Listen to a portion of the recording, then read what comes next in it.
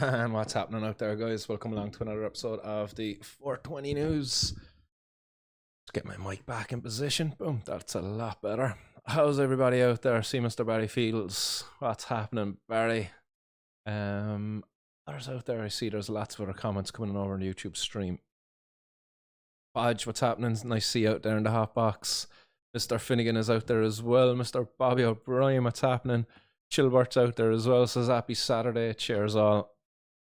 So Finnegan giving us a countdown then, yeah? 5, 4, 20, yeah? That's how the countdown for this show goes. 5, 4, 20, 3, 2, 1.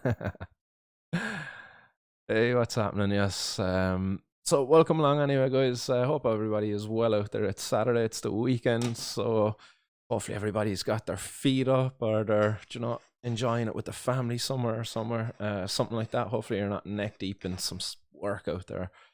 If you are, hopefully you're enjoying it. We've got some random haze inside in the grinder here today. It's a haze, just an unknown haze. So let's just call it unknown haze. Wait, smell it up. Yeah, it smells the part. And the other day we picked up some haze and we picked up some Moby Dick, and I was quite happy with it. I have to say the haze probably was my more preferred of the two. Yes. We shout out to R420 as well for hooking us up with this on a raw, transparent, apparently, ashtray. So there you go. It's a nice old ashtray there. Color of it, the green screen is making it go all fuzzy and whatnot, but it's kind of got a creamy green to it. Gotta empty my bowl of civil disobedience into it. Might or might not have been engaging in civil disobedience before the show. Getting warmed up, practicing,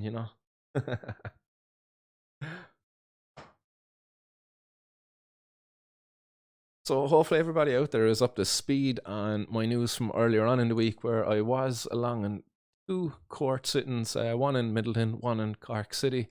So hopefully everybody's up to speed and got the finer details of that. If you didn't, there's a video outlining both of them. There's 2 videos. One of them's outlining the Middleton one. The second one goes into detail of both cases, but more in depth into the Cork City one. So get up to speed on those if you haven't already. But just to give you a short synopsis of it, Middleton, the judge basically kind of just dismissed the case overall, gave me a probation report on one thing, which is pretty much nothing. It's less than a slap in the wrist. In the second case, then I pretty much asked for a conviction and I got it. So now the appeal is on. So now I'm just waiting on the appeal date, which will bring me to the circuit court, and I get to continue that fight forward. The next court I'll be looking to get into then will be either the High Court. It will be the High Court after the circuit court. So fingers crossed we can get there. But in the meantime, there's a lot happening here in Ireland, to be fair. So there could be a change in the law before I even get to the circuit court, to be fair. The appeal, I could be waiting up to a year and a half before I actually get a date for the appeal. So in that year and a half, let's hope the law does change and I can go into court and say to the judge, come here, the law has changed. My argument in the last case, it stands. And hopefully that judge will say, yeah, look, dismiss the case, throw it out, going to get rid of all your criminal records too and everybody else's. Because we deserve, that's the minimum we deserve. That's the minimum. All right, we got a bowl of civil disobedience packed up here. Hope we have a torch of freedom.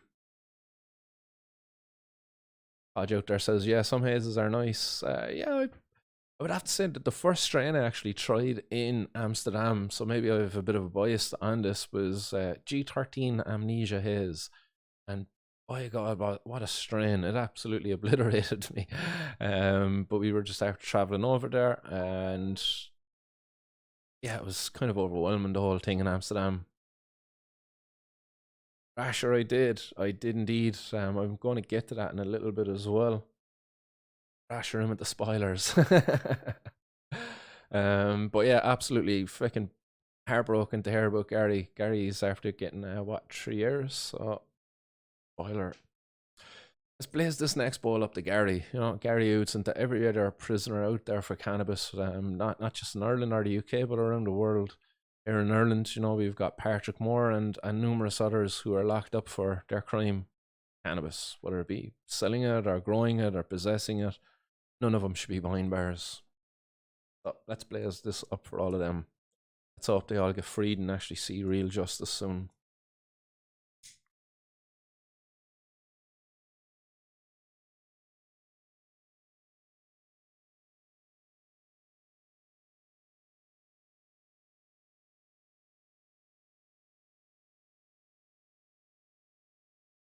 So that protest, as I said, going out there to Gary Yutes and all the other cannabis prisoners around the world. Hashtag free Gary Yutes, hashtag free Patrick Moore.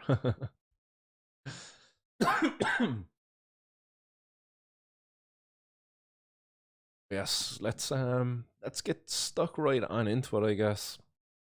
And we'll start there where we were just at, and that's the case of Gary Yutes. And it's heartbreaking. It really does. It's heartbreaking to be bringing this to you because Gary's been a guest on the podcast in the past, and I was really excited to get over there to Liverpool. Unfortunately, I never actually made it over there when they reopened the chilling rooms in Liverpool. But unfortunately, it's not gone the way they were hoping it would have went. So this is a news story that's up there at the moment on the Liverpool Echo. And it's cannabis marketer told police he was saving the city after they found his grow. And as I said, this is a story of Gary Yutes, who's pictured here outside of the Liverpool Crown Court. And a cannabis marketer told the police he was saving the city by producing the fruits of the earth for the people when they discovered his grow. And Gary Yutes, a well-known campaigner for the legalisation of the Class B drug and the former owner of a cannabis cafe, he had been supplying cannabis oil to a dying man free of charge in order to ease the pain of his terminal cancer.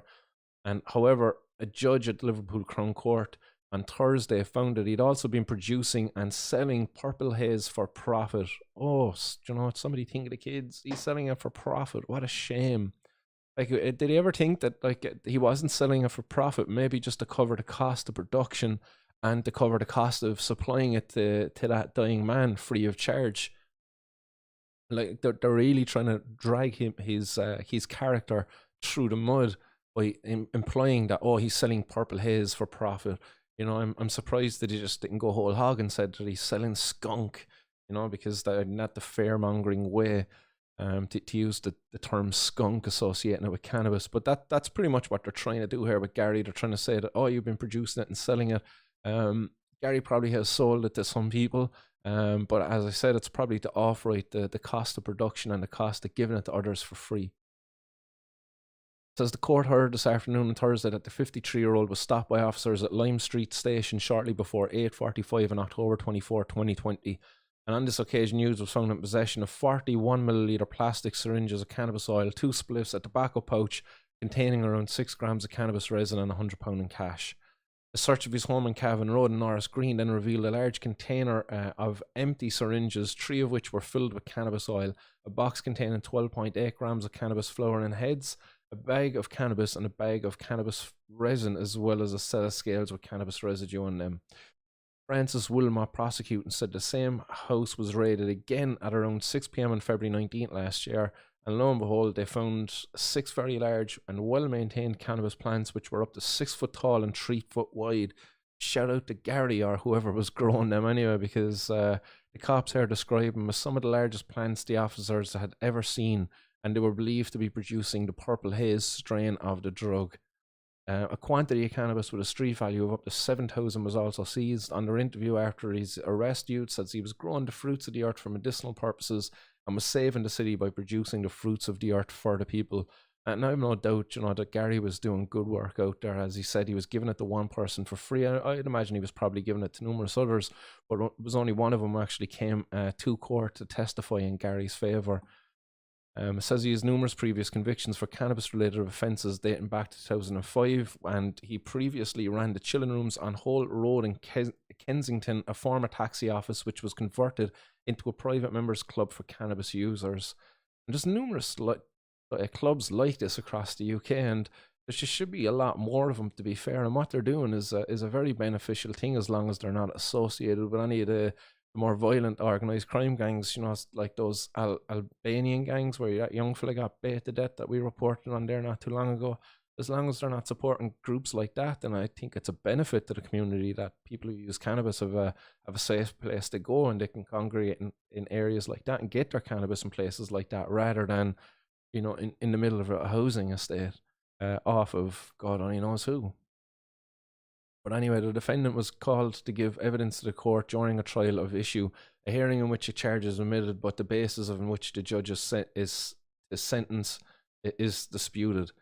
From the witness box, Hughes said that at the time of his arrest at the train station, he had been en route to deliver cannabis oil to a man called Alan Tisdale, who lived in Sutton Coldfield near Birmingham. He had previously met his son at a medical cannabis awareness event in Brighton in 2018 and was contacted in 2020 as he'd been diagnosed with terminal cancer.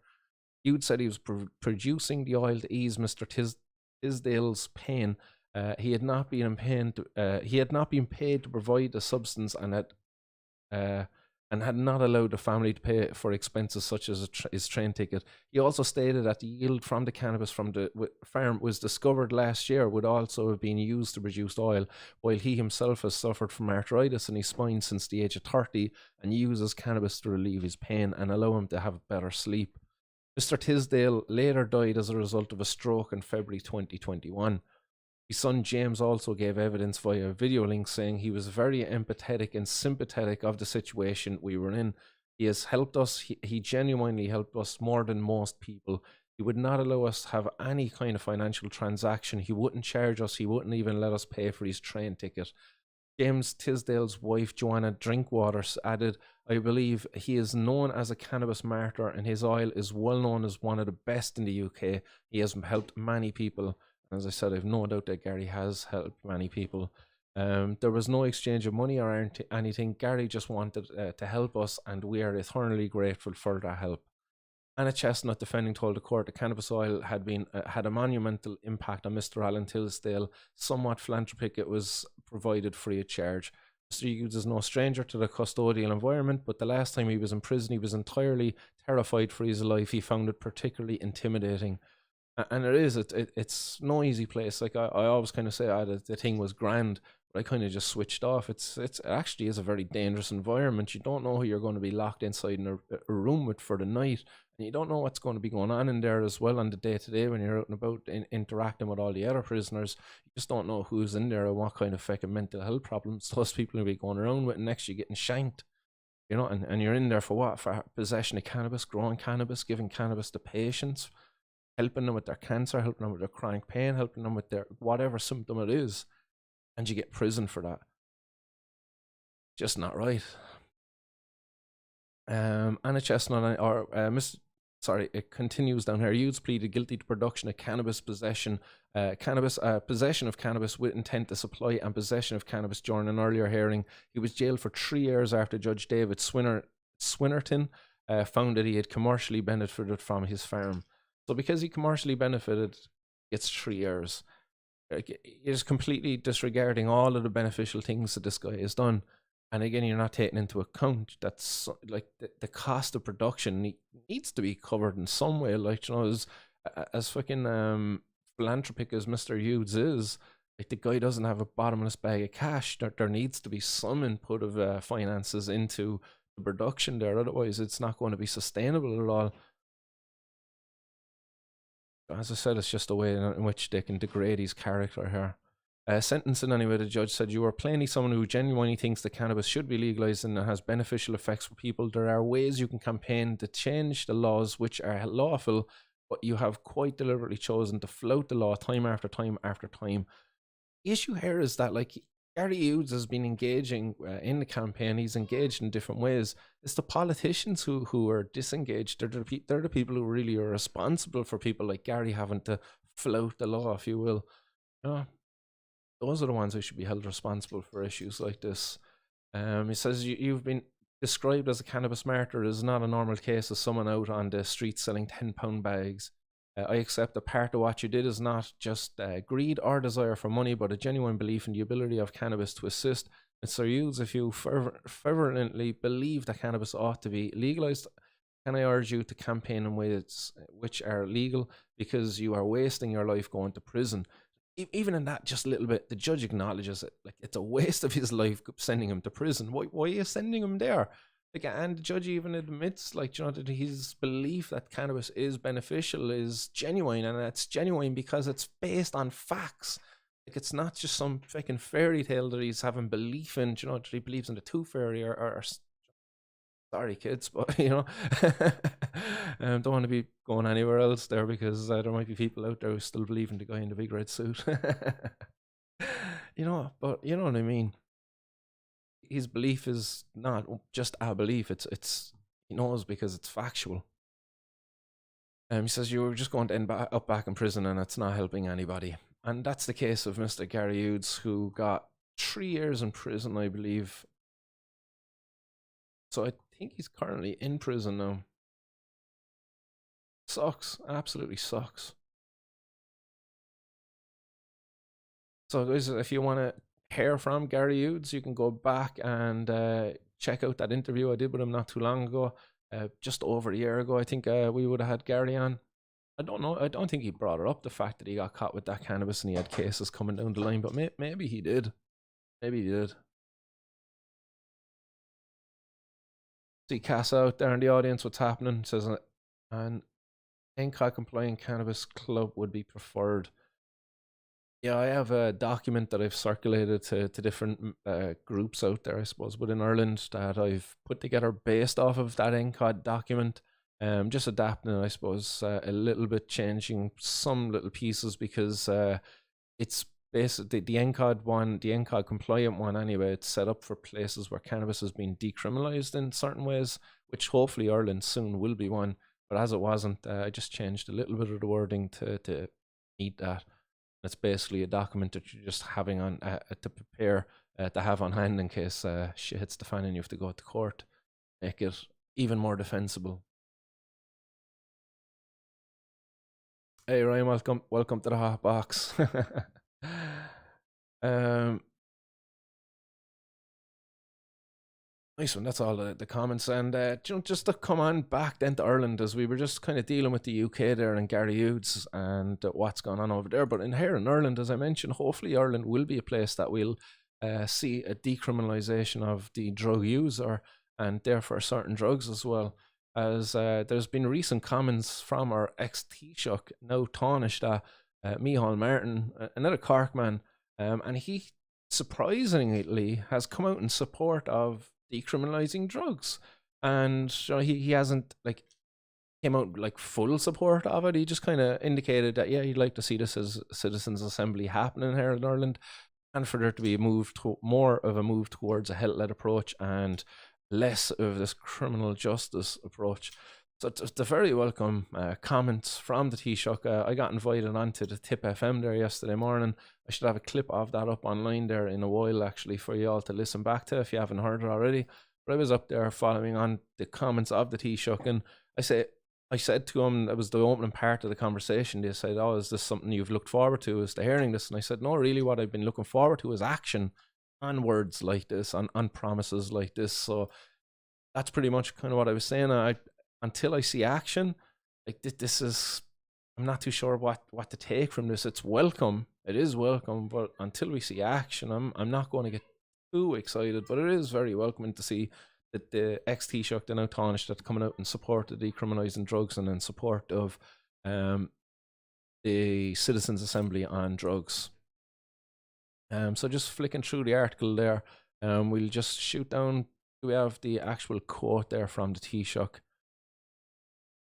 Says here, a spokesperson for Mr. Martin told the Irish Examiner the Taoiseach supports a health-led approach to drug addiction and supports commitments in the programme for government to convene a citizens' assembly on drug use, as well as examining approaches to identifying at-risk vulnerable groups to interrupt their potential trajectory into problem drug and alcohol misuse. So there is the actual comments.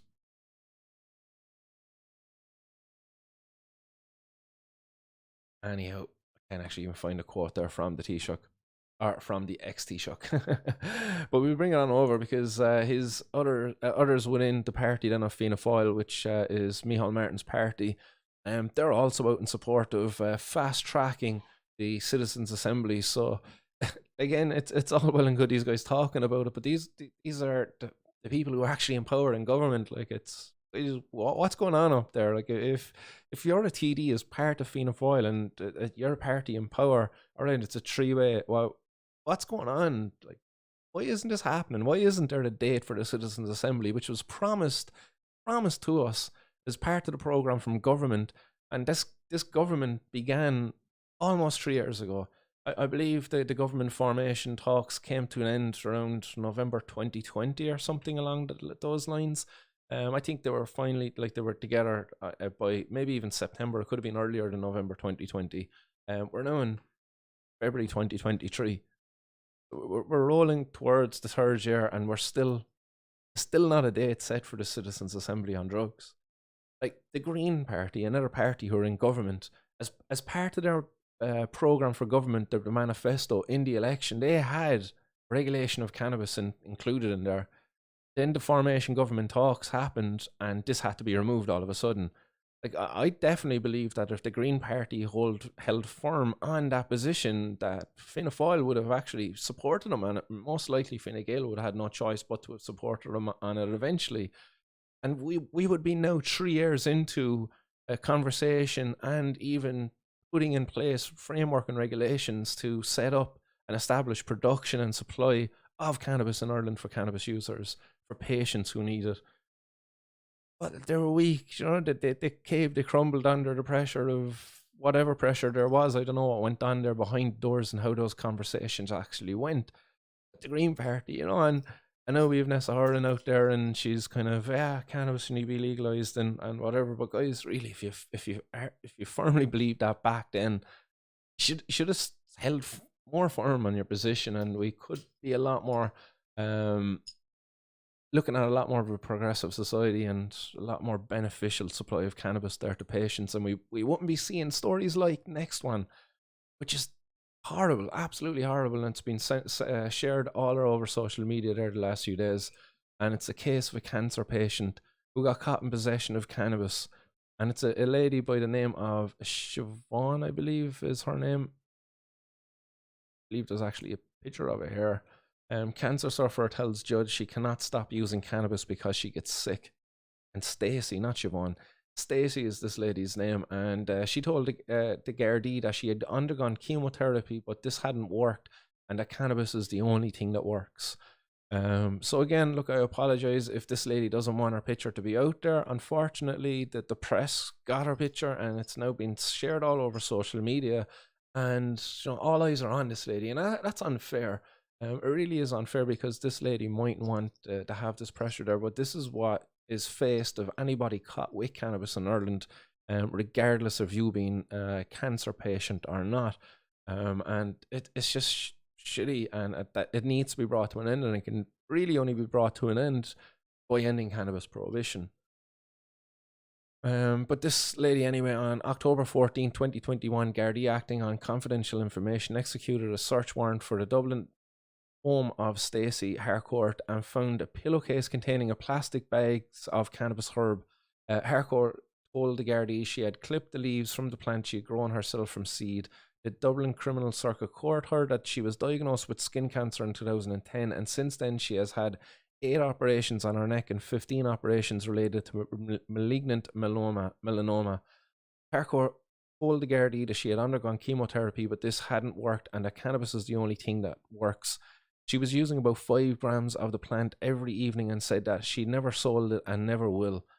Again, that this is kind of a big thing there, is that she really has to paint herself in that kind of a light that, oh, look, I'll never sell it, But in reality, like, she's a cancer patient growing it for herself. If another cancer patient came along and said, look, I've got cancer and I see this is, you're doing really well, what are you doing differently? And she tells them, I'm using cannabis. Like, would it really be so bad if this lady said, oh yeah, here, look, you can have some of mine, because look, I'm going to be chopping down another plant there tomorrow or next week or whatever, and I have enough there to keep me going until then, and here, try it out, and if it works, here's some seeds. is that such a bad thing for a person to do? Really, like it's if you're a compassionate human being, it's the compassionate thing to do. You would give it to them. And if you needed money there for it to cover the cost of it or whatever, then is that so bad either? Oh, but anyway, Olin Callan, defending, told judge that his client used the drug for pain and in her mind for the suppression of the disease itself. She put it into oils, butters, and ointments for consumption and for topical placement. In a very difficult decade, it's the only thing that has given her some comfort. And for many others out there, it's the same.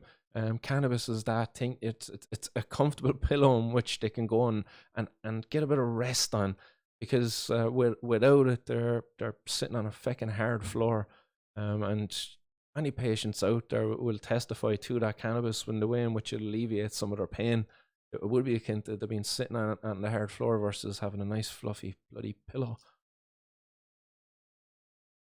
Harcourt of, and gives her address here also, pleaded guilty to the unlawful cultivation of cannabis at her home on October 14, 2021. The total weight of the cannabis herb seized was 448 grams, with an estimated street value given of €8,966. The court heard that a single mother had worked in security at large-scale events, but has lost that work now as a result of this conviction.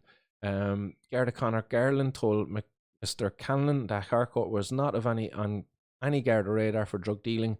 She isn't, again, what a rat, whoever snitched on this lady, because in the earlier part they acted on confidential information. Somebody snitched on this lady.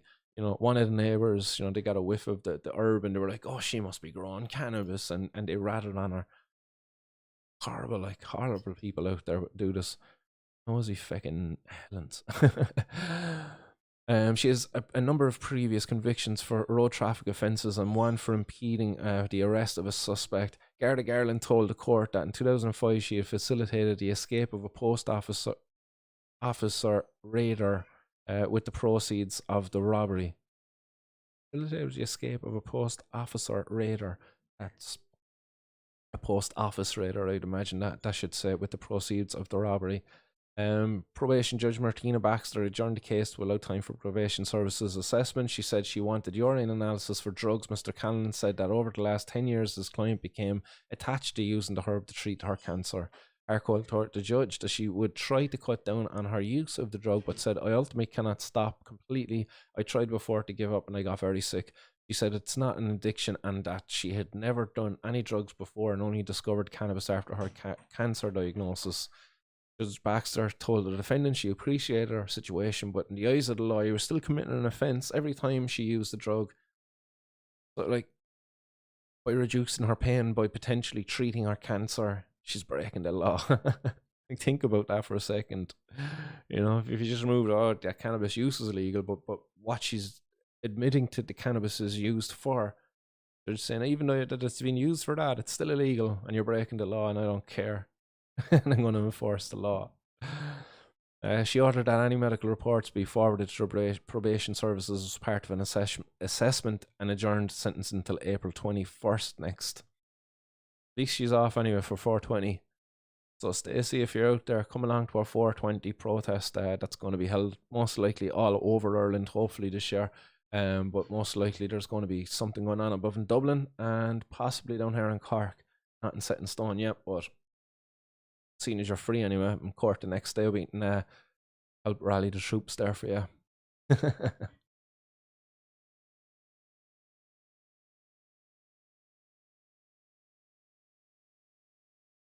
Let's flick on back to the hot box there. Cassidy, that's true, Mayor. The most important is accounting funds and formalising memberships. This is commenting back there to the social clubs that we were talking about there. So NCOD is it's a European coalition that was put together of, I suppose, activists as campaigners, and they have a document up there, and it's for countries that have decriminalised cannabis use and allow private production of it. So it's a document that would be used in some clubs across Spain, possibly Portugal now at this stage as well. Who knows? But Cassa's commenting back, and then he says, "We don't claim him here in Cork." Oh, me all. anything can happen in the final 2 years of government. Let's keep pushing and let the citizens decide. Again, as I say, let's hope that the Citizens' Assembly date is set soon, because we really need to be seeing that. Oh, popped up the wrong thing there. Just going to pop that off the screen.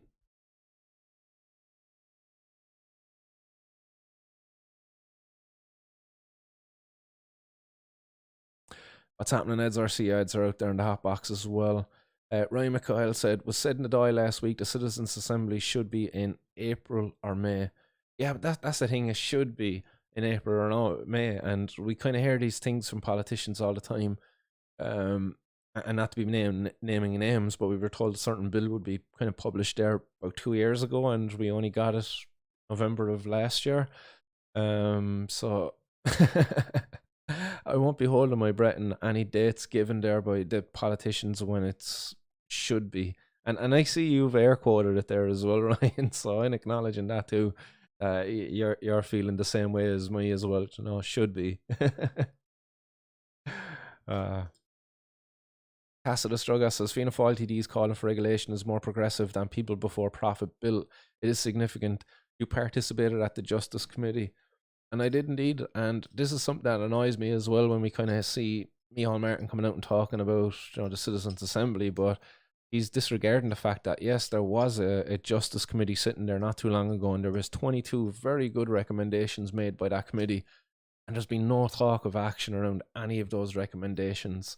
I know that James Lawless there, who called a press conference yesterday around this, who was chairing that conference that day.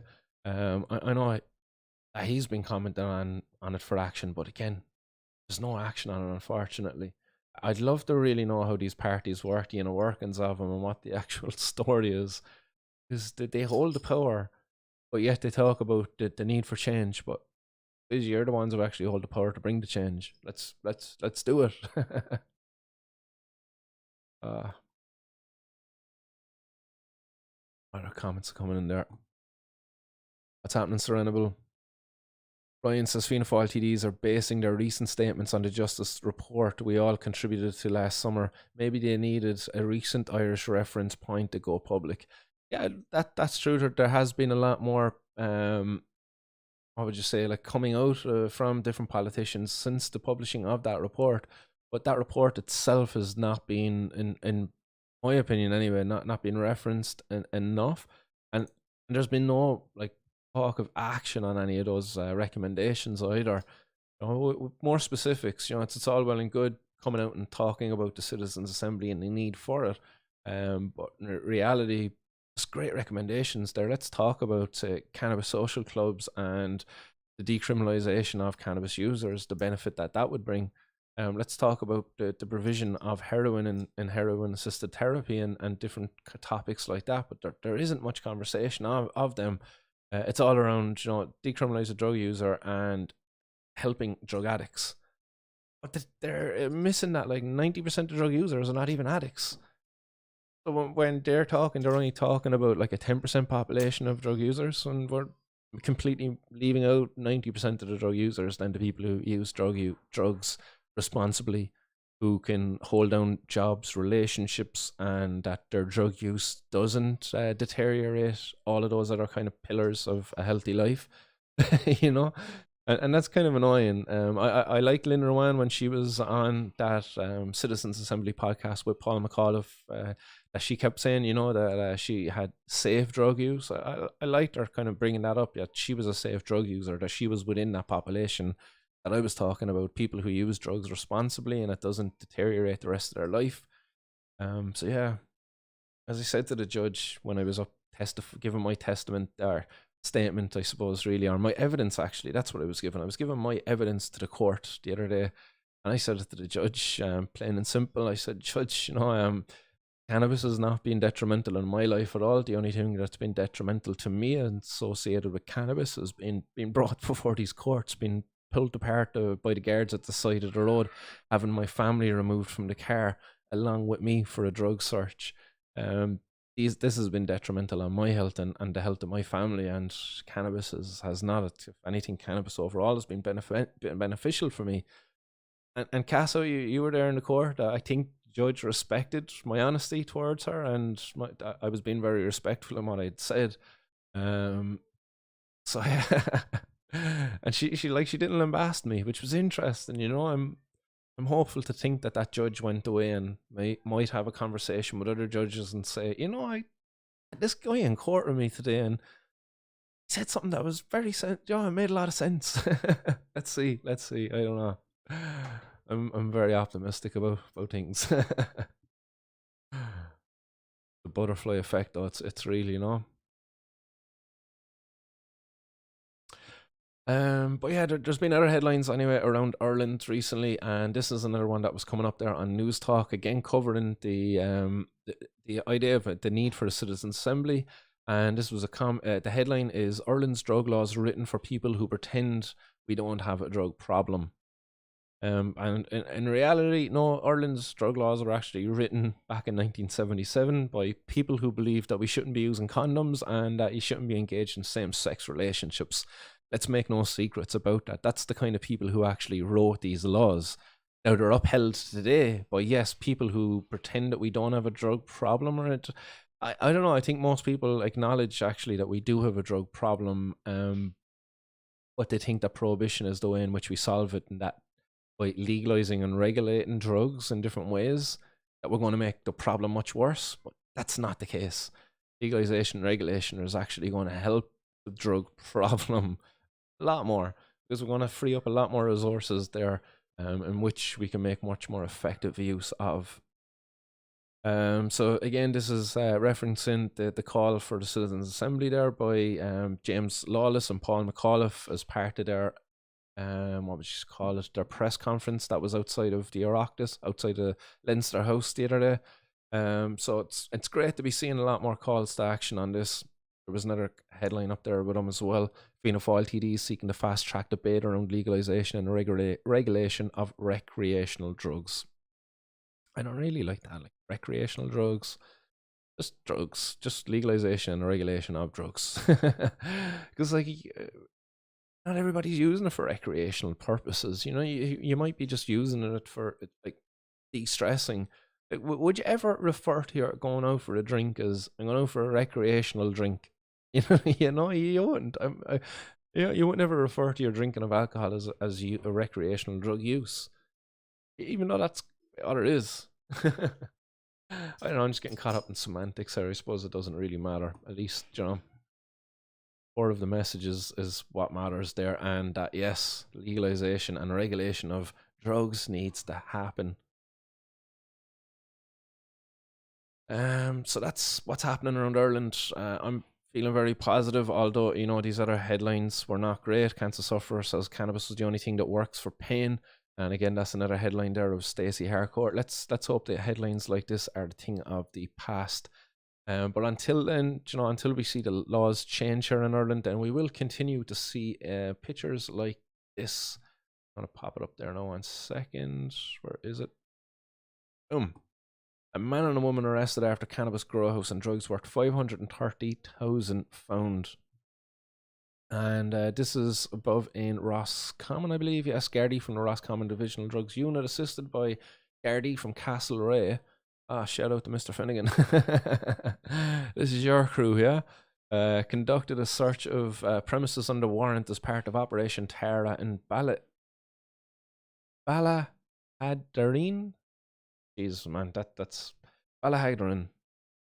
At 1 p.m. yesterday, January 30th, during the course of the search, a suspected cannabis grow house was discovered by Gardaí. They confirm the suspected cannabis plant with an estimated value of 288,000 were seized, along with approximately 240,000 of processed cannabis they added. And here's a picture of the cannabis in question. And to be fair, it's very nice looking cannabis, nice hefty looking buds there on them. But again, you don't know really what the inputs are here. You would hope that maybe they're using some good quality nutrients and inputs, but they're potentially, because of the unregulated nature of this, they could be using dangerous, cancer-causing, synthetic fucking plant growth regulators. And you just don't really know. You don't know what they could be spraying onto them as well. They could be spraying them with all sorts of fucking pesticides there as well, as it is quite a dense crop there. You don't want a bit of an outbreak inside there. and there's no protection for consumers afterwards. Not to mention, you see all of these wires hanging around the place as well. There's no fire and health and hazard safety here. So if you're a neighboring property of this, it's very dangerous, especially if you're a neighboring property that is occupied by a family with kids. Is this what we really want out there? Like, I know I certainly don't support this, but unfortunately, because of prohibition, this is what we're dealing with, where people have no choice but to kind of go underground and set up in ways like this. And people who set these up, they mightn't always have the expertise, the knowledge there. And because of the nature of what's going on, they can't actually hire in an expert. Because, loose lips sink ships, and they might not know an expert who they can trust. Therefore, they just wing it, and lo and behold, we wake up someday and there's going to be a headline: family of four, gone, vanished. An entire family just wiped out because fire breaks out at grow house next door. Completely avoidable if we just regulate the sale and supply of cannabis. Most people out there actually won't even bother grow their own cannabis if you could walk into a shop and buy it for the price in which it would be once it's regulated, and that's a very low price. It will be nowhere near the €20 a gram we're paying currently anyway. Although, the people who are maybe pushing for regulation of this at the moment, they might be wanting to keep it at that price, because if they can keep it up there, that means more taxes, more whatever for all of them. But in reality, cannabis production like this, it costs about 20 cents a gram to produce. That's not taking into consideration the labor included with that. That might bring the cost up a bit more. But I know over in the States that they're getting the cost of a price of producing a pound down every bloody year. And it's it's playing havoc then for the small producers, because they can't compete with the big producers. But look, that's a conversation for another day. But in relation to this one, and just gonna pop off this there 1 second. Gonna pop up this Garda Twitter page.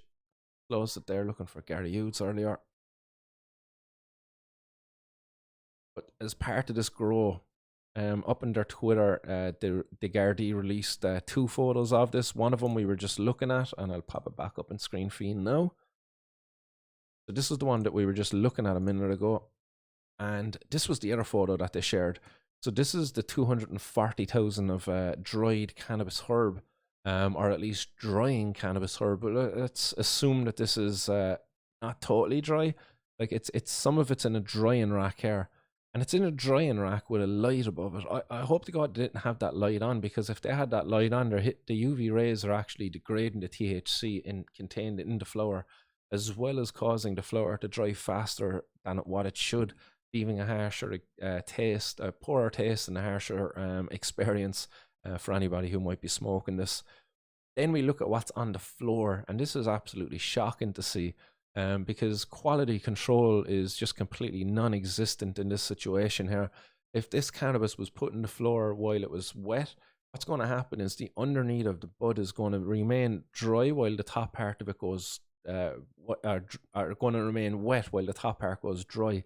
And that wet environment underneath is going to be warm, and it's going to be wet, and it's going to be what would you say? It's going to be a perfect location for microbial life to start to grow. And you as a consumer, again, are at risk from this product, because if mold breaks out in this, your man most likely is just going to probably blow off the mold. And again, I mean no offense to the person. I'm just assuming that this is run by an organized crime gang of some sort. Maybe it might not be either. It could be a fucking mom and dad operation. But again, as consumers, I'm concerned, because they might just blow the mold off it and not actually care for it, and not want to throw the bud away for fear of loss of profits. Blow the mold off and be like, yeah, that's grand, it's dry enough there, stick it into the dehydrator, stick it underneath the light up there, and it'll dry off quicker, and the mold will stop growing. And then you try to smoke that, you're inhaling that, God forbid you stick it into your vaporizer, and you're giving big deep inhales, and you're not even combusting. At least if you're hitting it from the bong, you're burning it and hitting it with a flame, and at least it's reducing the risks there some bit. But if you're inhaling it from a vaporizer, there's a huge risk that you're taking in lungfuls of bacteria, which is not good. Bacteria inside in cannabis has been associated with different issues, especially over in places like the US where they've regulated for it. Shit, off the top of my head now, I'm actually forgetting what the think it was something like that anyway. But there's a type of a fungal bacteria anyway, a type of a fungal microbe, um, that if it gets into your lungs, it's not good at all. So this is what we're dealing with because of cannabis prohibition. These people out there growing cannabis and drying it like that.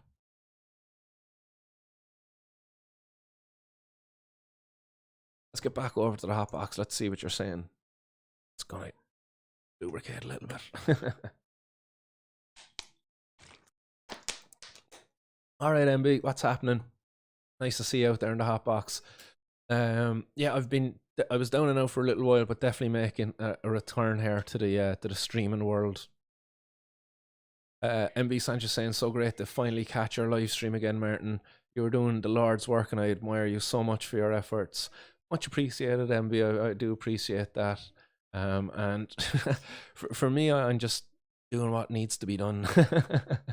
It really does need to be done.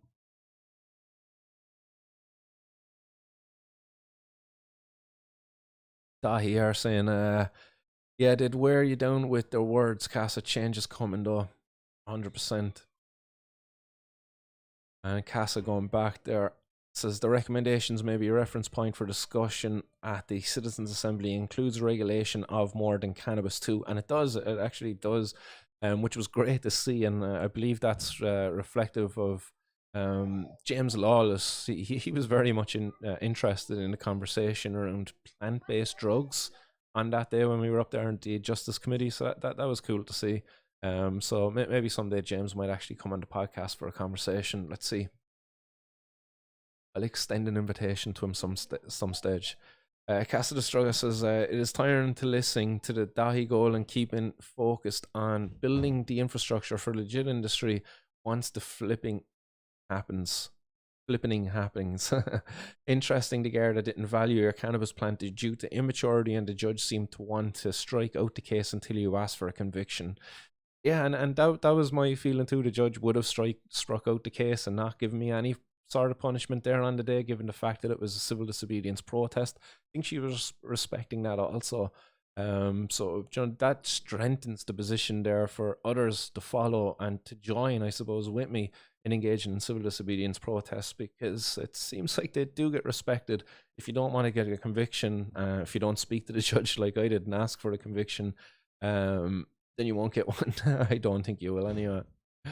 Don't hold me to that though. Ryan here says, I'm wanting the report's recommendations underpin the Citizens Assembly too. Very important we can discuss cannabis reform there.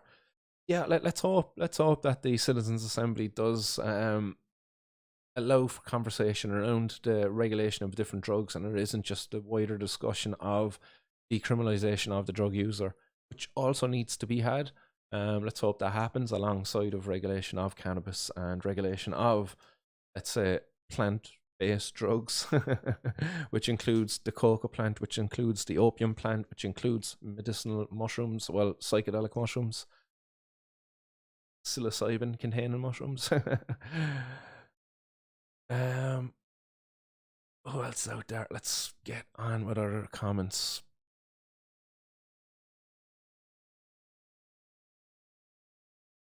Yeah. Mr. Finnegan says, poor Poppy nearly had a heart attack when she couldn't see you at the end of the park.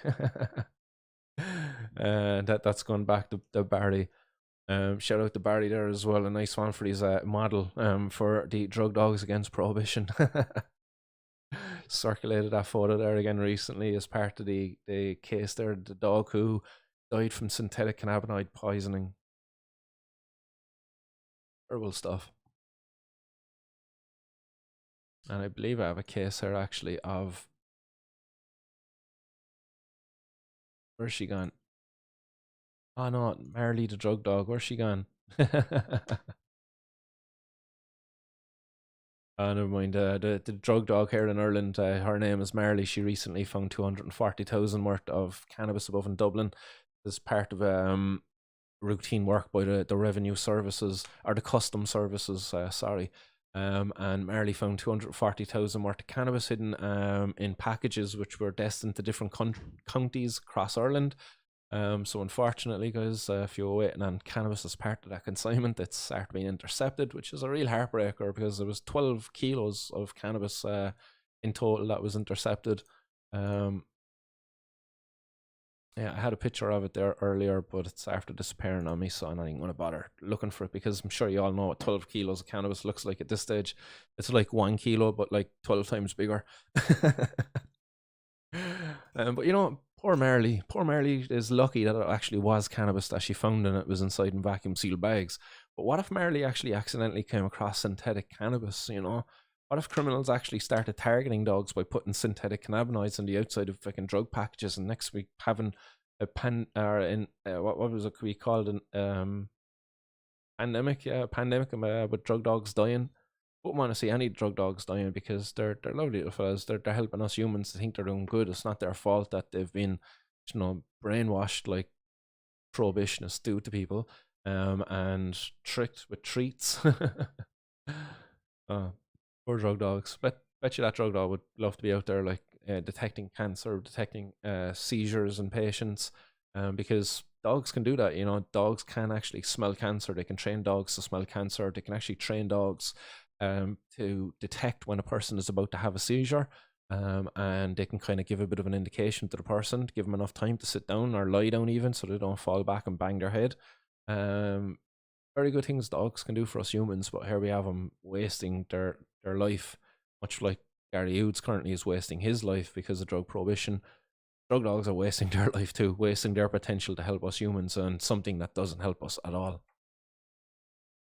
So yes, drug dog against prohibition. Drug dogs' lives matter too. Free Bailey, free Marley.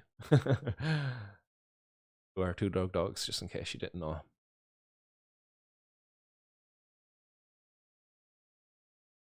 Chilbert UK says, looking forward to Monday evening, Martin. Great to hear you'll be chatting with Chad.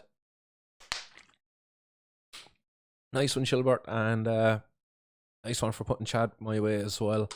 Look forward to that conversation. So, guys, that's going to be over on the Future Cannabis Project on YouTube.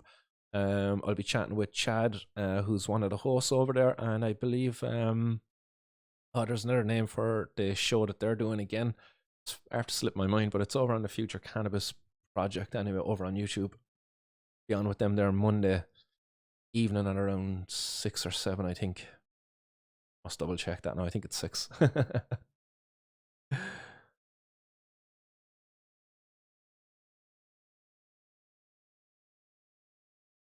MB Sanchez here saying that homegrown is the way. I think growing plants makes humans better people. Yeah, that's the one thing I have to say to people, guys, is that it's actually dangerous to grow your own plants because it's so addictive. Growing plants is addictive. Before you know it, you're going to be growing strawberries, you're going to be growing potatoes, you're going to be growing cabbage, and God only knows what else. You're going to have sage, thyme, basil, all of that stuff growing everywhere. And it's going to be so dangerous because you might fall over one of your flower pots someday because you'll have so many of them and you might like bang your head and die. So don't do it, guys. Remember, growing cannabis is a gateway to growing other things, and it's very dangerous because you're going to have an abundance of plants around, and people are going to think that you're crazy plant person. But no, definitely, guys, grow your own cannabis. It's a great hobby. Cannabis as well. As a person who done an honors degree in herbal science and spent a bit of time learning about botany. Cannabis as a plant, to learn about the growing of a plant and to learn about different skills associated with plant growing within horticulture, such as pruning, training, and all of those different techniques. Cannabis is a fast growing plant. It's a hardy plant, and it's one that you can really experiment with and not be punished too much for making mistakes. Now, I know there's very finicky strains out there, but overall, let's remember at the end of the day, the thing is a weed that would grow from a crack like a dandelion out there in the side of a road if it was given the opportunity to, because it wants to live, it wants to produce seeds, and it wants to flourish in nature. So yeah, cannabis has huge potential there once it's legalized to educate future growers of not just cannabis, of many other plants out there as well. But yeah, growing your own cannabis, guys, it's so rewarding and in more ways than just the harvest at the end of it anyway, is all I'll say.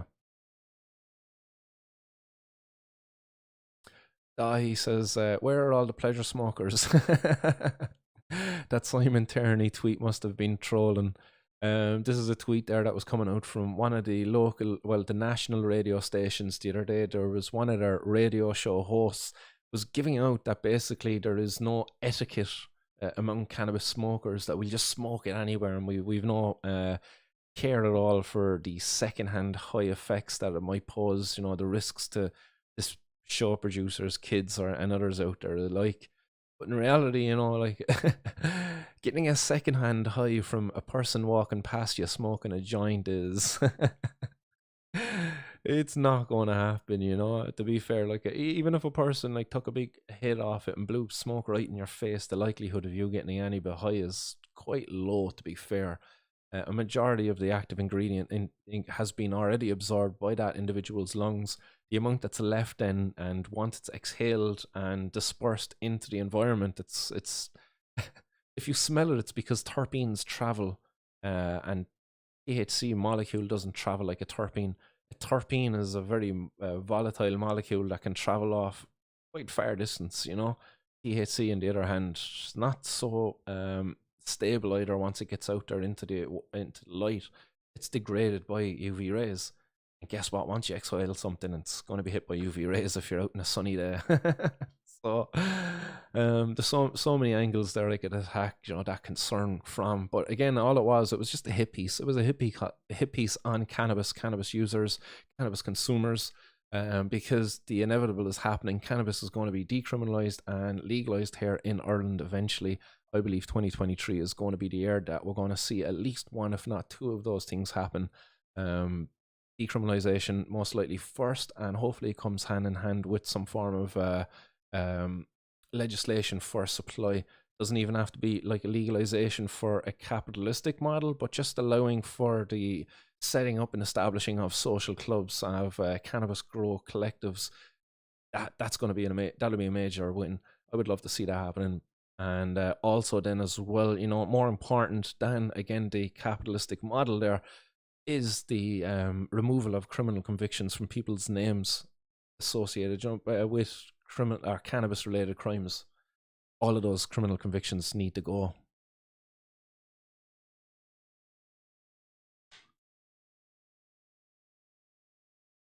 Cass is saying Chad and Martin. Now that's a solid pairing. Yeah, I look forward to it. It's going to be a good old crack. Dai Golan says Shaping Fire with Shangolosa's quality as well. Yeah, that was definitely a favourite of mine. I enjoyed that Shaping Fire with Shangolosa. Another favourite of mine was Tad Hussey's his what was that called again? The Cannabis Cultivation podcast, I believe it was called. Or I don't even have my podcasting now on my phone at the moment to look it up, but Tad Hussey, he had an amazing podcast as well. I remember his soil company, wasn't it? Kiss Organics. Keep it simple, stupid. And I think that's always something to be taken, as a beginner cannabis grower. It's just keep it simple, Don't overcomplicate it in the beginning. Just keep it simple. John Finnegan says, "Yet man holding his breath going into the dial that day was one of the funniest things I've ever seen." Oh, you're a man, yeah. This was outside of the dial when we were protesting up there. There was a couple of people engaged in a bit of civil disobedience outside of the gates of the dial, and as one fellow went past us at one stage heading into the dial, he was holding his breath. Mr. Finnegan got a good giggle out of that. Ryan Karkowski says, I got a killer guest to hop on the Future Cannabis Project's Psychonaut channel next week and drop us some knowledge bombs about shrooms. Nice, excellent. Yeah, that's an area I would love to be getting more into in-depth conversations about with people, is psychedelic research and psychedelic use in therapeutic situations. I'll certainly be reaching out to maybe some of the people behind MAPS and stuff like that. We had MAPS speaking with us before as part of an event with the Students for Sensible Drug Policy in CIT, and it was a very well attended event. In fairness, it was an event about MDMA therapy, and I think we actually filled the room that evening, and we didn't even advertise that we were getting pizza that night, and people still came. People were very interested in learning about MDMA and its potential as a therapeutic. a lot of questions there as well that evening about its use in relationship therapies. A number of people there probably asking for a friend. But yeah, that's something I would love to get back into as well. I'll be certainly checking out that anyway over on the Future Cannabis Projects Psychonaut channel, guys. Check that out. That's going to be next week anyway. And no doubt there's probably some excellent content up there to check out in the meantime. Chilbert UK says there is a mushroom grow along happening if anyone is interested. There you go, guys. Anybody out there interested in getting involved in a mushroom grow along, then check it out. Where's that happening, Chilbert? Drop it into the thing if you want to share that information with people, or should people just trying to get in touch with you? Growing mushrooms is actually a great crack. I've grown some of my own mushrooms for a little bit before. Initially started with psychedelic mushrooms and then graduated to gourmet mushrooms. Grew some lion's mane, grew some shiitakes, some different varieties of oyster mushrooms. Something I'd love to get back into again. I was exploring doing it as a commercial venture, but unfortunately there was just too heavy an investment there. And already there was an established mushroom industry in Ireland. Funny enough, on that subject, I actually was offered an opportunity to apply for a job up the country above there in Port actually, near to our buddy R420. Sadly, I turned it down as I knew at the time I had a number of court cases coming up and I was engaged in a number of protests. And I just felt like if the person offering me the opportunity really looked into me and seen who I was, that they wouldn't have wanted me, and I wouldn't have been able to fully commit to the job that they were offering to, as they wanted me to manage the entire mushroom farm above there, as I have extensive knowledge of mushroom production and management of facilities like that. And I turned it down, just I don't know, for fear of they finding out who I was, for fear of limiting who I can be, I suppose. I didn't want to. At the time, I was just getting the podcast up and running. I think I might have talked about it as well at the time, but I turned it down. I don't know, do I regret that or what now, looking back at it, like, but yeah, I was what I was. MB Sanchez says I'm a mushroom grower. Of what type? Just the psychedelics, or are you into the gourmets as well? One mushroom I really liked was the popino. I think popino is how it's pronounced. It was kind of like a slimy mushroom, but it grew long and had a nice little mushroom head in it as well. It's not a psychedelic variety; it was the gourmet type, but it was lovely fried with some garlic and onions, the bacon too. Yum! Make myself hungry now. I used to grow on, what was I growing on? Soya hulls that I used to get from the local co-op. Went down one day and they didn't set, they normally sell it by the truckload. I went in with 2 black bags and started shoveling it into black bags, and they actually gave it to me for nothing. They were like, we can't even charge you for that. So I was like, sound, I gave your man a tenner for helping me shovel it in. I said, look, get a sandwich and a cup of tea there on me. I was growing around that, and I was growing around dehydrated wood fuel pellets. So yeah, got some really good quality mushrooms out of it as well. As I said, the shiitake were tough. The lion's mane was really easy to grow. The oysters, super easy. Fucking things would just grow on anything. They were growing on the cardboard and everything that the spawn was sent out to me in. There was a bit of a kind of a leak from the bag, and some of the mycelium got into the cardboard, and before I knew it, nearly all of the cardboard was colonized by the mycelium, and there was like little fruits and all coming on the outside of it. Crazy. Hardy old mushrooms. Oysters are really nice as well, simple little mushroom. Yeah, Paul Stamets is an absolute legend as well. I'll definitely support that statement there, Sanchez. An absolute hero. Well, it's out there. Billy Bond says, hi, Chankers, I've been playing with plants. Nice, Billy. Nice. We've been just talking about them and talking about mushrooms as well. So, welcome to the Hot Box. Speaking of plants, I'm going to pack me up a bowl of some plant material right now.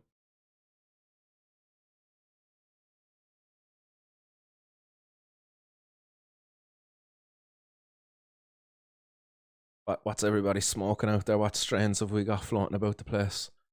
As I said, I've got some unknown haze here at the moment. I was offered the opportunity there earlier today to pick up some peanut butter bread. Um, Apparently it's imported in from the States, so it's double the price of what this haze was. Almost double the price. And when the buddy told me about it, he was like, "Yeah, and you get 8 packs with it as well if you want to repack it and sell it like in 50 packs." Oh, Mr. Hyper, what's happening? Mr. Hyper, my apologies for not returning that phone call the other day. Actually, I just seen you there and it reminded me that I should have been calling you back after work. But my apologies, my pal. I'll certainly get back on you there once we finish the stream there in a bit. We'll give you a buzz. Have to give a shout out as well to another member of the Hotbox, but I won't say no names, as this member of the Hotbox sent me a pack there the other day. We talked about it as well. There was a vape inside it there, so there was this lovely vape cartridge, a really nice vape. To be fair, I have a little hood off it now as we're talking about it.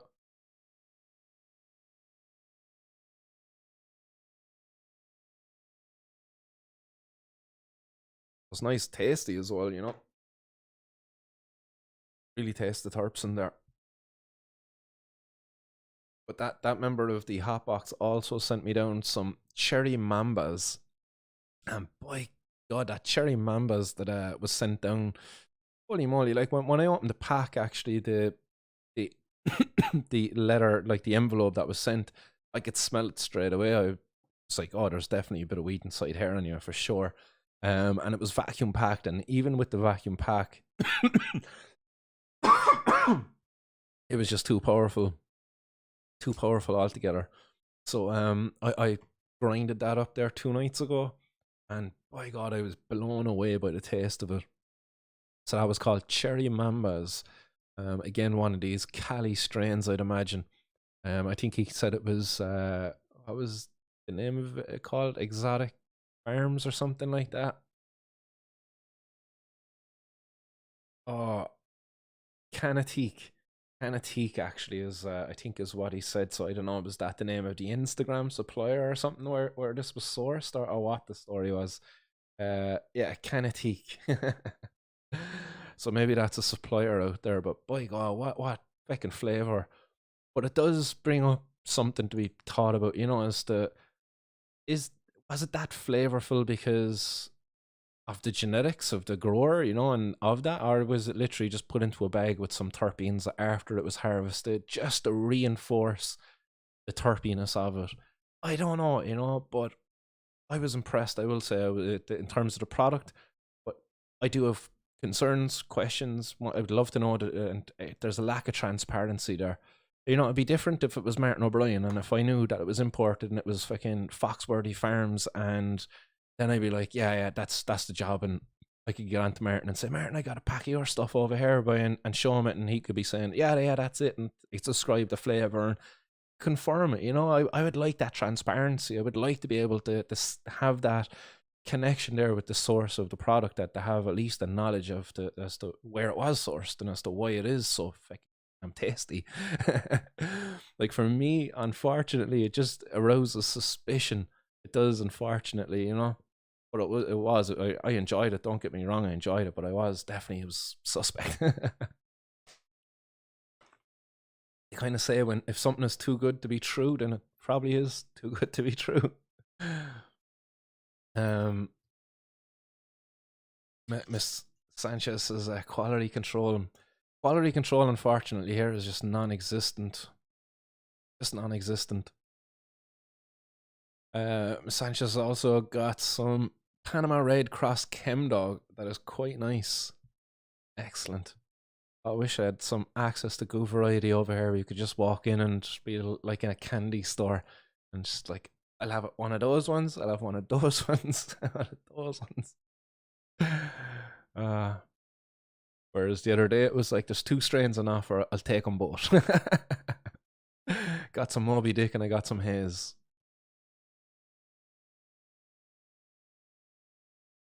Billy Bonds' Grow Shop Jim must have sent it.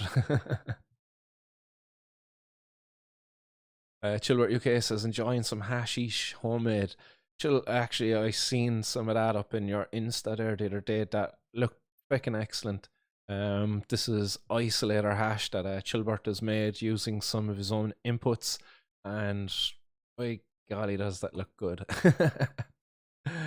You got a couple of different varieties there as well, if memory serves correct. I think I seen a number of different balls rolled up of isolator. Nice, man. Nice. Ryan's got some cherry blossom CBD dry sift. Then water kills fish is on the runts. Nice. As I said, I just packed up a bowl of haze there. Now we'll blaze that in a couple of seconds with you all out there. Ryan says some dispensaries will spray terpenes or concentrate on their products, but it isn't common with growers. You see, that this is what I was thinking is happening here as well. But like, I wouldn't mind it, to be very honest. Like if I was advertised a bud and it's all right, this is organically grown bud, but the next option was this is organically grown bud and it's after being enhanced with fucking terpenes from organically grown cannabis or terpenes from natural sources, which could be from a fucking lemon, an orange, or an apple, or whatever the case may be.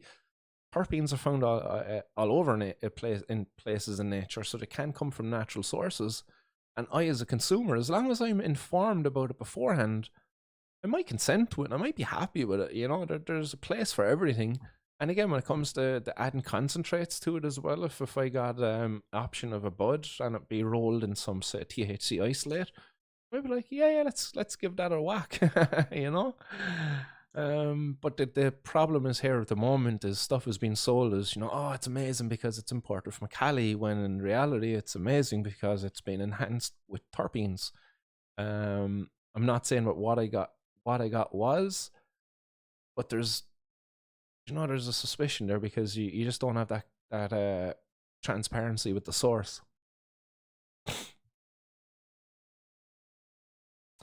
Ryan says usually it's been tampered with. You will notice that the buds have been missing trichomes. Not everybody even goes looking at the trichomes and things like that. That's true. That is one way of looking. If you got a microscopic lens, like a jeweler's loupe, you could certainly inspect the trichomes and see if there is a coating of another substance there. But again, you know, that's not always 100% guaranteed at detecting contaminations. Ambi Sanchez says it's a spoiler, Martin. Like vitamin fortifications, the terpenes are good from any plants. Yeah, that's my belief as well. As long as it's coming from a natural source, it's not a synthetic fucking terpene of some sort, you know, brewed up in a lab. And it's coming from a natural source, then I, as a consumer, I'd be much more happy to consume that, as long as I'm notified as well that that's happening. You know, when it comes to the synthetic stuff, there's probably a market for that too. If it's going to be just sold a bit cheaper, people will probably still buy it. But me, as a person who's somewhat conscious anyway, at least as to what I put into my body, I know lately anyway I've been having a few too many pizzas and that's not good. But like most of the time I like to be, you know, trying to minimize the harm in my body with the stuff that I put into it, keep it natural and all that where possible. Yeah, as you said, yeah, and yeah, as long as terpenes aren't synthetic. Wholeheartedly agree.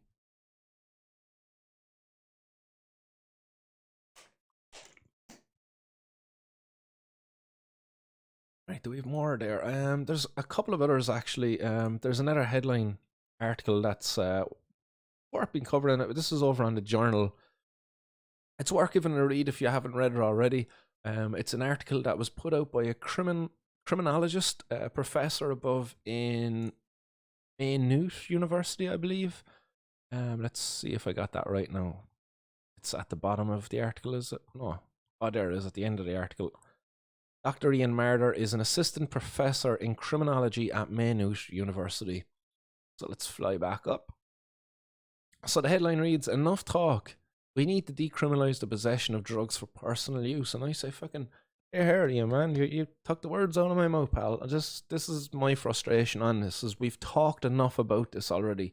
There's enough podcasts out there. There's enough TED Talks. There's enough YouTube videos. There's enough fucking radio show interviews and journal articles about the need to decriminalize drugs. We don't need any further talk about it. What we need is action on this. We need action, and we need action now. We need action yesterday, to be honest.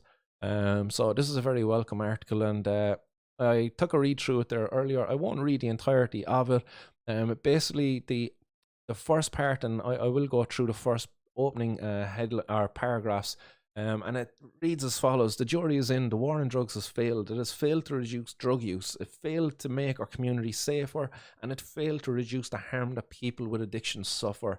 In fact, it has made the situation around the world, and I say world there, worse. And it has.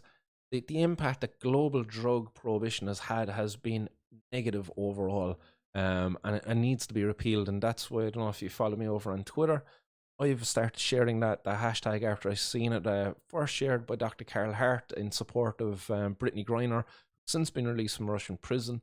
Repeal global drug prohibition. That's where I first seen that, and that's been actively used by myself now since then. As yes, the impact of drug prohibition across the world has been overall negative, and it needs to be repealed, not just here in Ireland, but globally. So it goes on then in the following paragraphs. Then our drug policy should reflect simple shared values. First, we should protect, support, and empower those of us who experience trauma, neglect, abuse, serious crime, or deprivation.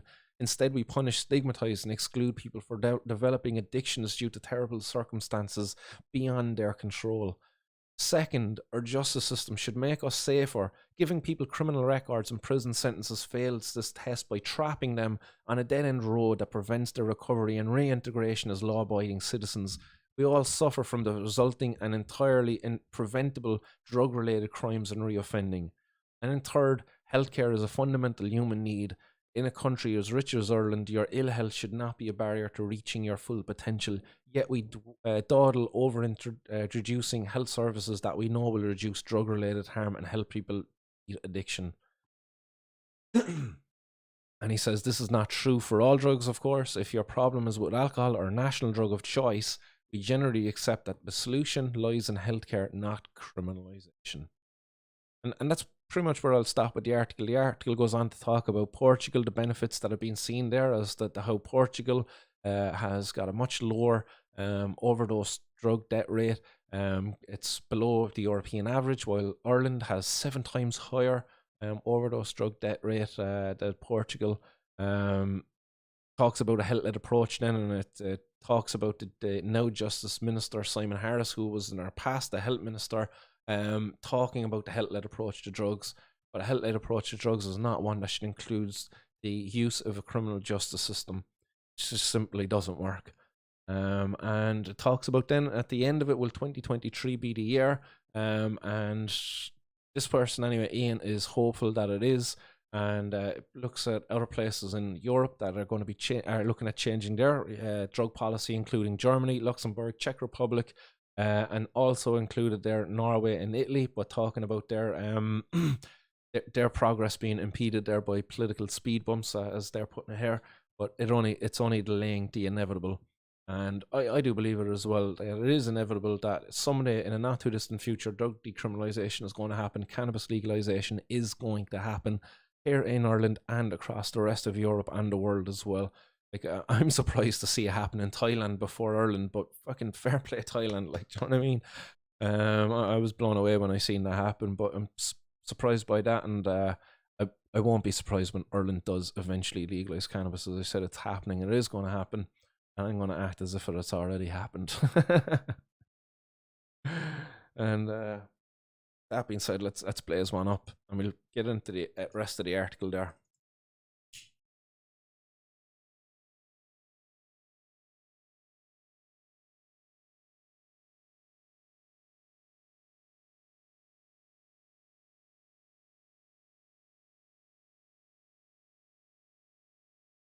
Little civil disobedience, just highlighting there what our government is currently spending multiple millions already. That's all that they've spent multiple millions already this year combating what failed to prevent. And that is the use of drugs, illegal drugs.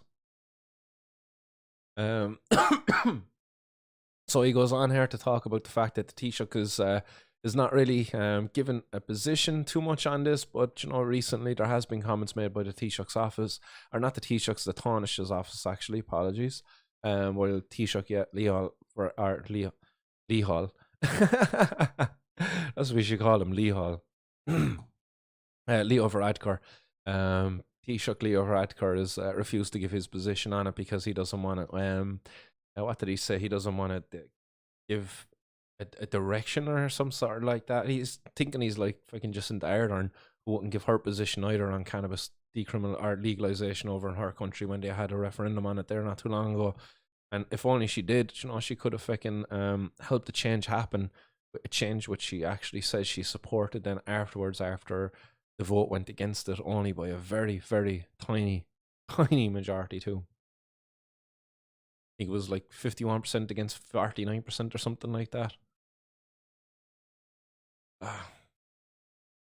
So yeah, it's a good article. Get over there and give it a read if you want in its entirety. But it's welcome to see more voices coming forward on this. And I think I've heard Dr. Ian Marder speak on the radio as well in the past in different radio stations. So it's great to be seeing more people speaking out on this. That's right, the Taoiseach, Leo. Leo Varadkar has said that he has no views on the issues, despite the fact that he's admitted already in the past that he's engaged in illegal drug use himself in his college days.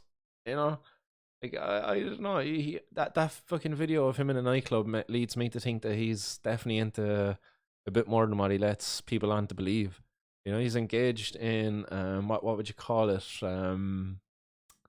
A polygamist relationship where he's got many partners, or at least he's not committed to at least just to the one person. And I do know people within the gay community, they like to engage in a little bit of drug use while they're kind of fornicating. Poppers being the drug of choice, then GHB being a close second, I would imagine. As well as others, probably stimulant type drugs. The sildenafil coming to mind there, i.e. Viagra. Which is, funny enough, it's available over the counter now. Funny, you can go buy Viagra over the counter, but you still get criminalized for cannabis.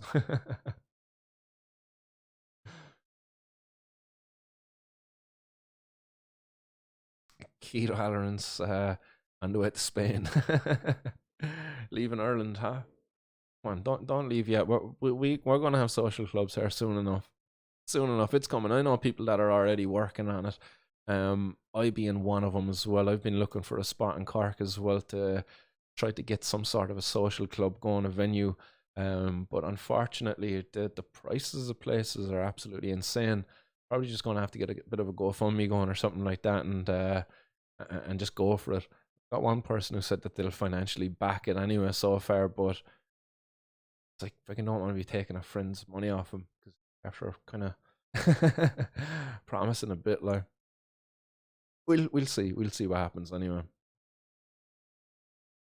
Chemsex parties, that's right, And man, I was shocked actually, Cass. I don't know if you've met him actually, but a friend of mine, I suppose, person I got acquainted with at a conference, passed away there during the COVID period. David Stewart. Guy was inspirational to me actually in educating me about chem sex and all of that kind of stuff that goes on there within the gay community. And it was kind of eye opening to me. But that's why John Finnegan, it was because of that guy who I just mentioned.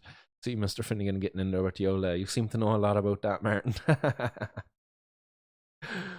I will say I was back at a gaff one night. Didn't engage in any gay sex. Not that there's anything wrong with that.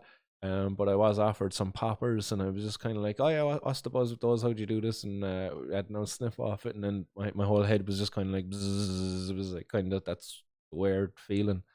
But I didn't feel a relaxation of any muscles in any way. I was quite drunk at the time as well, I'd have to say. But yeah, poppers, weird bang.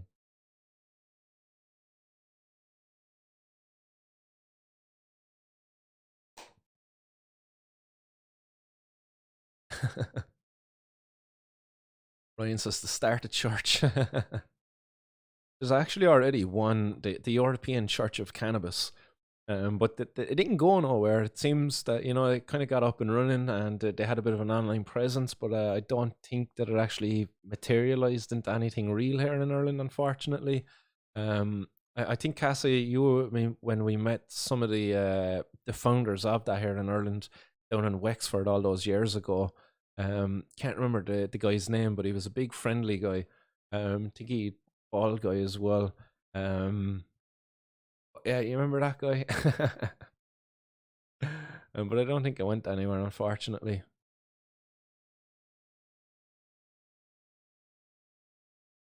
Ah, there we go. Yeah, Cassie, you did get acquainted with David as well at a CSSDP conference 10 years ago. He was a male prostitute in Soho and hired by the NHS as a harm reduction educator. That's right. Yeah, that's his background there.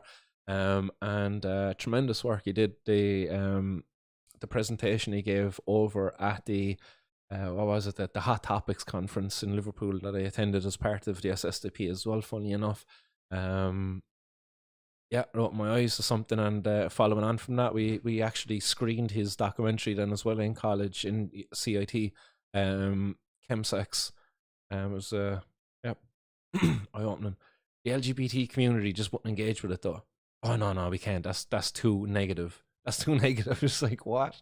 Oh, oh man, I wish I had a podcast or something like that, or a good platform to highlight some of the bullshit we met actually during the college, from the stigma from the Christian society, the stigma from the powerlifting society, the stigma from the LGBT community. The religious community was the funniest one. The Christian society, it was kind of one guy. And we were getting over Danny Nemu, and the title of the event was Drugs in the Bible. And I said it to the guy at the Christian Society, I was like, oh, we're having this talk on, we're going to have a guy over, he's going to talk about drug use in the Bible and different references to drug use and what have you. He was like, Bible doesn't promote drug use. We won't be supporting that event at all. Christians against the Bible when it comes to the drug use in the Bible. Oh, so funny. Another one, the library didn't want to take our fucking books. We bought books for the library, and they were like, "No, Peakle and Peakle." They wouldn't take it from the late Sasha and Alex Shulgin, from the Shulgins, I should say. Um, they had information in it on how to procure drugs or on how to produce drugs, was kind of as what the librarian said, so they wouldn't put them on the shelf. They get some other good ones in there. We got the Cannabis Bible in there. We got the Irish War on Drugs. Others as well. Chasing the Scream. A few good books in there at least. And guys, if you're out there, if you're going to college, if you're about to go to college next year, you're already in college now, think about setting up an SSDP, and I'd be more than happy to help anybody out there who wants to set up an SSDP. And I believe there's others out there as well at the moment who run SSDP in college. Ryan, who was in the audience there earlier, I think he's up in DCU or UCD, one of the two. I was getting the two mixed up, but again, more than happy to help get an SSDP set up in any college around Ireland. If you need it, Martin's World Podcast at gmail.com. More than happy. Our message to guys at Crown. Crown have got a couple of members there who are part of that SSDP, and they'll help you too.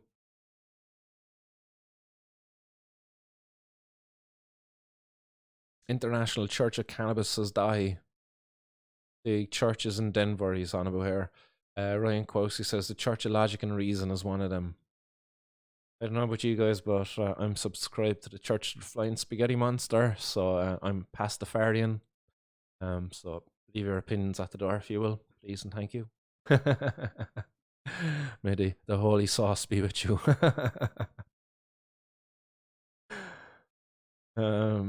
Cassidus Druga says our very first posters in UCC back in 2011 were banned.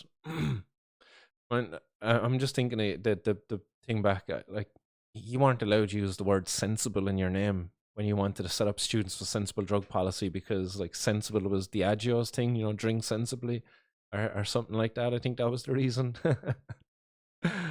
Hilarious stuff.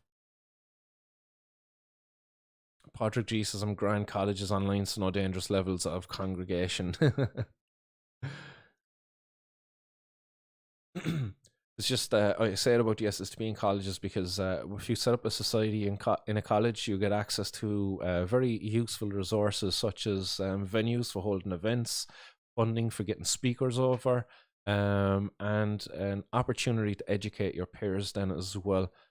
So really a good opportunity, one not to be turned up anybody else out there in college. NYG, UCC, or what's it called now? MTU. Give me a shout, guys, or any other one around the country. Like our first year doing it, I think we got like a $2,000 budget. We got over speakers from the Canary Islands. We had speakers come from America, from Canada. So it was fucking hugely valuable to the campaign, I suppose, at the time.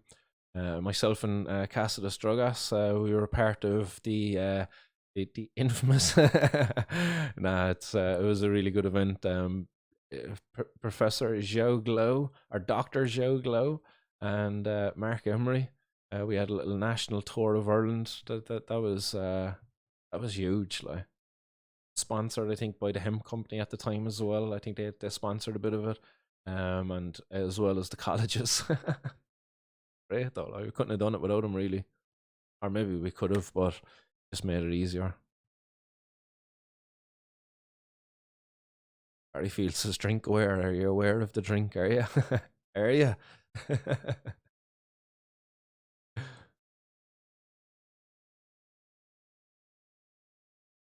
The weed cutters, we do.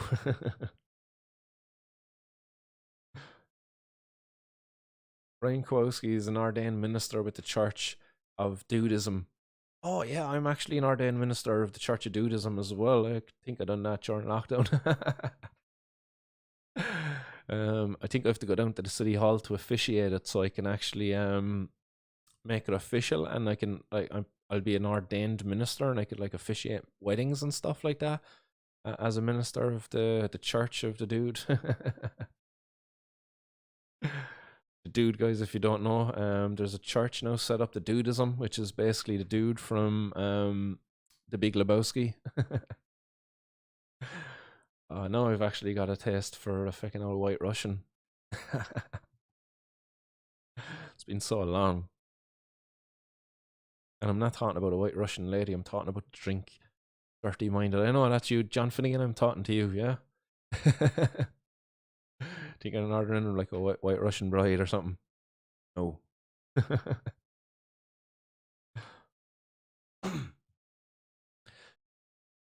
That's how we get the clubs.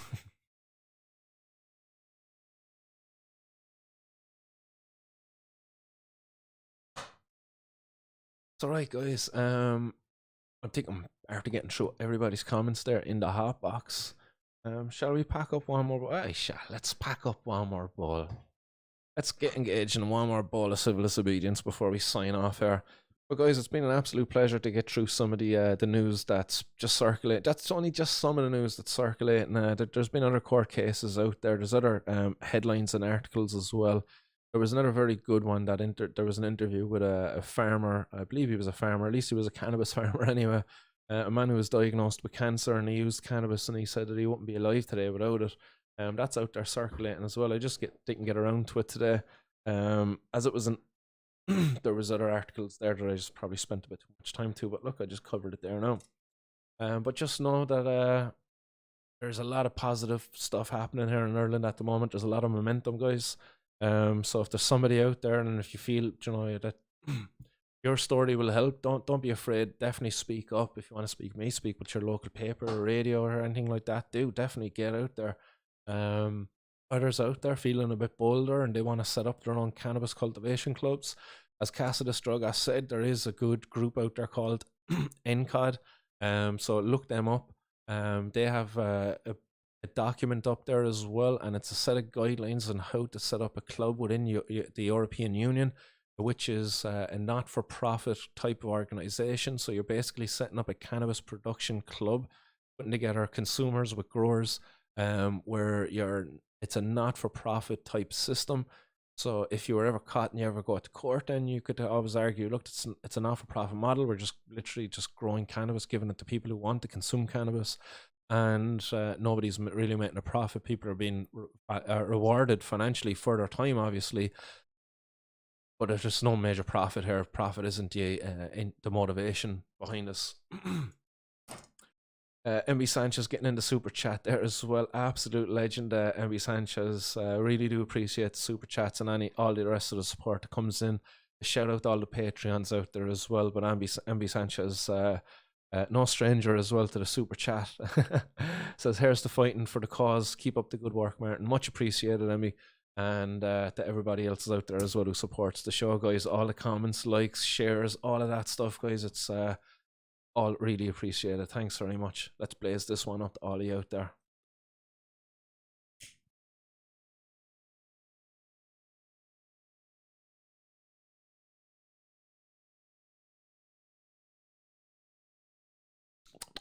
Oh, hazy. But as I was saying, guys, before I completely forget, setting up a cannabis club at the moment, it's not as risky as what you might think, really. And where I was going on that is that there's definitely going to be a change in the law here within the next year. I'm almost assured of that. Like, unless this government falls apart, and unless we see an election within the next 12 months, I think there will be a move towards a decriminalization and possible move towards setting up of social clubs, cooperatives of sorts, not for profit. There being the kind of the key word anyway, at least. I think if you go that way now yourself, do it now. Follow that kind of pathway, that blueprint that's out there now. That like not for profit is the way in which it's headed, and by the time it comes around, you're either going to be lucky and you're going to be up and running, getting a head start, if you will, and just do your paperwork, get officiated, and off you go. Make adjustments to whatever the rules might be, rather different to what you self-regulated for. Or worst case scenario is you get caught at some stage, and by the time you come to court, the law is going to be changed, and then you just kind of say in court, like, well, what I'm doing is now legal, so why am I being criminalized for that? Well, it was illegal then, but we're changing the law because it's harmful. So are you going to harm me now because of something I done that was illegal then, but it's not legal now? You're not going to get punished for it. I honestly think, guys, if you get out there now and you set up a club, small little collective there locally, find a space. It could be a shed out somebody's back garden, and you just start growing your own little cannabis for yourselves, sharing it amongst each other, covering the cost of production, acquiring a bit of a fund, a pool of money there, if you will, to improve then the facilities for the consumers, the users of the club. Getting nice couches, maybe a projector for the TV that you can hook up to the PS4 or the PC or whatever it is that may be, getting some comfortable chairs and tables for maybe board game nights that maybe some of the members are into Dungeons and Dragons, But I just think that now is the time, guys, that by the time you go to court, you're not going to be getting punished at all. The laws have been changed by then. At least that's my feeling, and that's how I'm going to be behaving from now on anyway. At least I know I've been behaving for ages, but I'll say no more. Guys. Guys, everybody out there, thanks very much for joining. It's been an absolute pleasure. Casa de Strogas getting in a super chat, as well as Bobby O'Brien as well, guys. Much appreciated there. Mr. O'Brien says, I got 5 on it. I love it. He says, keep it up, bro. And Casa getting in a 420 as well, says, here's to a productive week in drug policy reform. Yes, and it was an absolute pleasure to have you there alongside me at court the other day. It was a relief because that judge made me do it there for the whole day. So much appreciated for that as well, Casa. Everybody else out there, I'll be back again. Keep an eye out for the scheduled streams over on the YouTube. That's where you'll see a scheduled stream. I'm figuring out there at the moment whether I can start going live over on TikTok, and I'm figuring out if I can start streaming live as well on Rumble. If you've got an account over on Rumble, guys, go give me a follow. I think I need a certain amount of followers or subscribers or whatever the case may be over on Rumble. You'll find me under Martin's World anyway over there, as I definitely would like to get my money's worth out of this multi-streaming platform anyway here, and start getting the content out to different platforms, growing on the audience base and whatnot, because there's certain people out there who might be using Rumble that aren't on other things. So yeah, that's all that's going on anyway. We got some interviews going to be happening as well soon, so keep an eye out for those. I'll say no more until I got them nailed down and confirmed 100%. You guys have a nice weekend. It's a long weekend here in Ireland anyway. Not too sure if it's a long weekend where you are, but it's Saturday, so enjoy the rest of your Saturday at least. See you all soon, guys. Much love. Peace.